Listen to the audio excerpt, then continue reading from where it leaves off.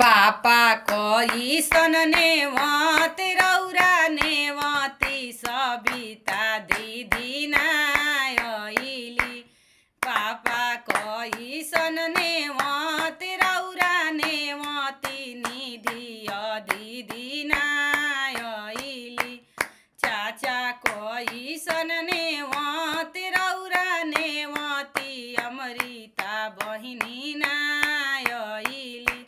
बबुआ अगरी कगरी लिखनी संदेशावा बबुआ अगरी कगरी लिख संदेशावा बबुआ बिचावा में दीदी के लिया वन तोहार दीदी ना अइली। बबुआ बिचावा में बहिनी के लिया वन तोहार बहिनी ना अइली। बबुआ बहिनी तोहरो का काले आई हैं। बबुआ दीदी तोहरो का काले आई हैं। पापा दीदी हमरो मोहर ले आई हैं।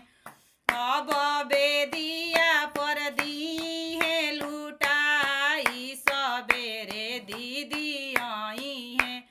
बबुआ जीजा तोहरो का काले आई हैं।